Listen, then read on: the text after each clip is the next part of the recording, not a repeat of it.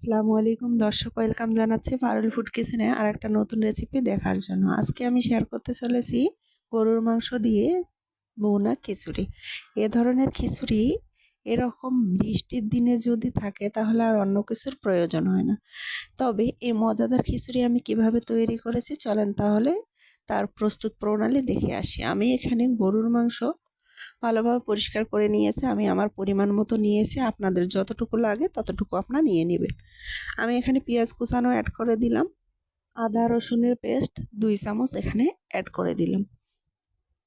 তারপরে এখানে আমি অ্যাড করে দিব হাফ চামচের মতো হলুদের গুঁড়া এবং ভর্তি 1 চামচ দিয়ে দিলাম লাল মরিচের গুঁড়া। তারপরে এখানে জিরার গুঁড়া হাফ চামচ দিয়ে দিলাম আর 1 চামচ দিয়ে দিলাম গরম মশলার গুঁড়া। স্বাদ মতো লবণ অ্যাড করে দিলাম। তারপরে এখানে অ্যাড করে দিব সয়াবিন তেল, পরিমাণ মতো সয়াবিন তেল দিয়ে আমি এখানে হাতে মেখে আজকে মাংসটা রান্না করে নিব। আগে সুন্দরভাবে হাতে মেখে নিচ্ছি। আমাদের গ্রামে আগে দাদি, ফুপিরা, তারপর চাচিরা, মায়েরা এভাবে রান্না করতো, খেতে কিন্তু দারুণ লাগতো। আমি আজকে সেভাবে ট্রাই করতেছি। আমি এখানে 2টো তেজপাতা দিয়ে নিলাম। তারপরে মেখে চেখে এখন আমি এখানে অল্প পরিমাণ পানি অ্যাড করে দিলাম। দেওয়ার পর এখন ঢাকনা দিয়ে ঢেকে আমি কিছুক্ষণ কুক করে নিব মাংসটা ওপাশে কুক হতে থাক। এখানে আমি চিনি গুঁড়া চাল নিয়েছি, হাফ কেজির একটু কম আমি চিনি গুঁড়া চাল নিয়েছি। আপনারা এখানে ভাতের চাল কিংবা আতপ চালও নিতে পারেন। তারপরে এখানে আমি মসুর ডাল এবং মুগ ডাল নিয়েছি। আমি এখানে 1 কাপের কম মুগ ডাল এবং মসুর ডাল মিলিয়ে অ্যাড করেছি। আমি ভালোভাবে পরিষ্কার করে চালটাকে পানি ঝরিয়ে রেখে দিয়েছি। এপাশে দেখেন মাংসটা থেকে পানি বের হয়ে পানিটা শুকিয়ে আসতেছে। এখন মাংসটাকে ভালোভাবে কষিয়ে নেওয়ার চেষ্টা করবেন। এ পর্যায়ে এসে মাংসটা ভালোভাবে কষিয়ে নিলে খিচুড়িটা খেতে দারুণ লাগবে। তো সুন্দরভাবে মাংসটাকে কষিয়ে নিচ্ছি। মাংসটা কিন্তু আমার অনেকটাই সিদ্ধ হয়ে এসেছে।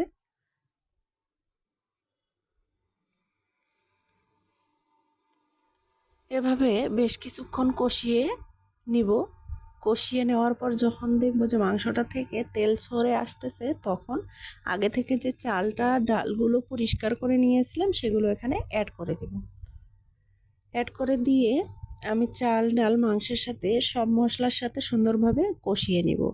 এ পর্যায়ে যদি চাল ডাল মাংসের সাথে সুন্দরভাবে কষিয়ে নেন তাহলে কিন্তু খিচুড়িটা ঝরঝরে হয় এবং খেতে দারুণ লাগে। ঝরঝরে খিচুড়ি যারা পছন্দ করেন তারা এভাবে একবার বানিয়ে দেখবেন, খেতে কিন্তু অসাধারণ লাগবে। বৃষ্টির দিনে যদি এ ধরনের খিচুড়ি সকালবেলা গরম গরম থাকে তাহলে তো পরিবারের সকলেই অনেক বেশি পছন্দ করবে। তাই আপনারা ট্রাই করতে পারেন একবার, এভাবে দারুণ লাগবে। খিচুড়ি পছন্দ করে না এমন লোক তো কমেই খুঁজে পাওয়া যায়। তো চাল ডাল দিয়ে এখন ভালোভাবে আমি ভেজে নিব। আমার এই সিম্পল রেসিপিগুলো যদি আপনাদের ভালো লেগে থাকে তাহলে আমার চ্যানেলটিকে সাবস্ক্রাইব করে তার পাশে থাকার বেল বাটনটি অন করে রাখতে পারেন, যাতে আমি ভিডিও ছাড়ার সাথে সাথে আপনাদের কাছে নোটিফিকেশন পৌঁছে যায়। আর যারা ফেসবুক থেকে দেখতেছেন তারা লাইক কমেন্ট শেয়ার করবেন, ফলো দিবেন। আমি কিন্তু মাংসটার সাথে চালগুলো সুন্দরভাবে ভেজে নিয়েছি। নেওয়ার পর এখন আমি এখানে পানি ঢেলে দিব। আপনারা চেষ্টা করবেন পানিটা একটু পরিমাণ মতো দিতে। আমি চাল যে পরিমাণ নিয়েছি ওই বাটিতে, একটা বাটিতে মেপে নেবেন, ওই বাটির 2 বাটি পানি অ্যাড করলেই কিন্তু পারফেক্টভাবে খিচুড়িটা ঝরঝরে হবে। আমি এভাবেই ঢেলে দিয়েছি। গরম পানি ঢালার চেষ্টা করবেন এখানে। এখন নেড়ে চেড়ে ভালোভাবে মিক্সড করে নিচ্ছি। মিক্সড করে নেওয়ার পর এখানে আমি লবণ অ্যাড করে দিব। আমি তো এখানে মাংসটাতে লবণ দিয়েছি, কিন্তু চাল অ্যাড করার পর লবণ অ্যাড করতে হবে। লবণ অ্যাড করে দিয়ে তারপরে এখানে আমি কাঁচামরিচ অ্যাড করে দিব। কাঁচামরিচ অ্যাড করে দেওয়ার চেষ্টা করবেন, কারণ এই কাঁচামরিচের ফ্লেভারটা এবং খিচুড়ির সাথে যখন খাবেন খিচুড়ির সাথে এই কাঁচামরিচটা যদি দাঁতে পড়ে তাহলে খেতে কিন্তু খুব ভালো লাগে। নেড়ে চেড়ে ঢেকে আমি কিছুক্ষণ কুক করে নিব। কিছুক্ষণ কুক করে নেওয়ার পর আবার কিন্তু ঢাকনা তুলে এটাকে নেড়ে চেড়ে দিতে হবে, না হলে কিন্তু তলানিতে লেগে যাবে। দেখেন পানিটা কিছুটা শুকিয়ে এসেছে, এখন একটু নেড়ে চেড়ে দিতে হবে। এ পর্যায়ে এসে চুলার জালটা কিন্তু কমিয়ে রাখতে হবে। ঢেকে দিলাম আবার, দেখেন পানিটা একবারে শুকিয়ে এসেছে। এখন আমি নেড়ে চেড়ে এখানে বেরেস্তা অ্যাড করে দিব। বেরেস্তা অ্যাড করে দেওয়ার পর আমি এখানে কিছু পরিমাণ ঘি অ্যাড করব, 1 চামচের মতো ঘি অ্যাড করব। এ পর্যায়ে এসে যদি ঘি অ্যাড করেন তাহলে খিচুড়িটা আরও বেশি মজাদার হয়, ঘিয়ের ফ্লেভারটা দারুণ লাগে। এ পর্যায়ে এসে যদি আপনারা ঘি অ্যাড করেন, ঘি অ্যাড করার পর ঢাকনা দিয়ে ঢেকে আমি কিছুক্ষণ রেস্টে রেখে দেব। কিছুক্ষণ পর আমি আপনাদের পরিবেশন করে দেখাবো যে কতটা লোভনীয় ছিল এই গরুর মাংসের ভুনা খিচুড়িটা।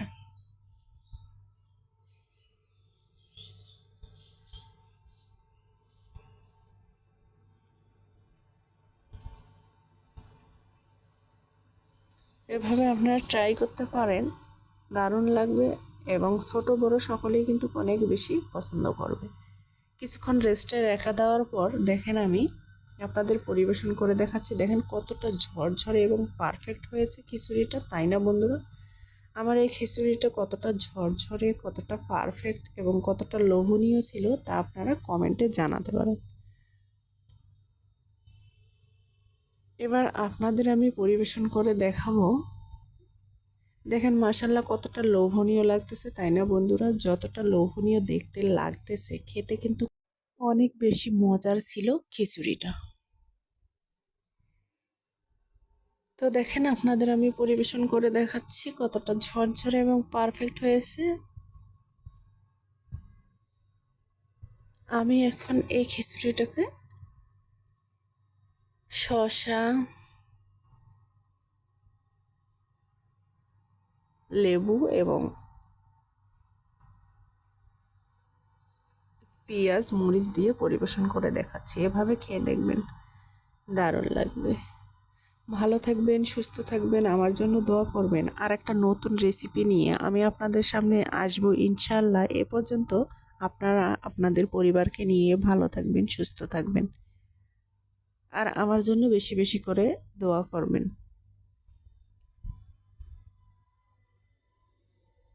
দেখেন কতটা পারফেক্ট এবং কতটা লোভনীয় লাগতেছে, তাই না বন্ধুরা? আমার ডেকোরেশনটা কেমন হয়েছে তা জানাবেন প্লিজ। সকলেই ভালো থাকবেন, সুস্থ থাকবেন। আল্লাহ হাফেজ।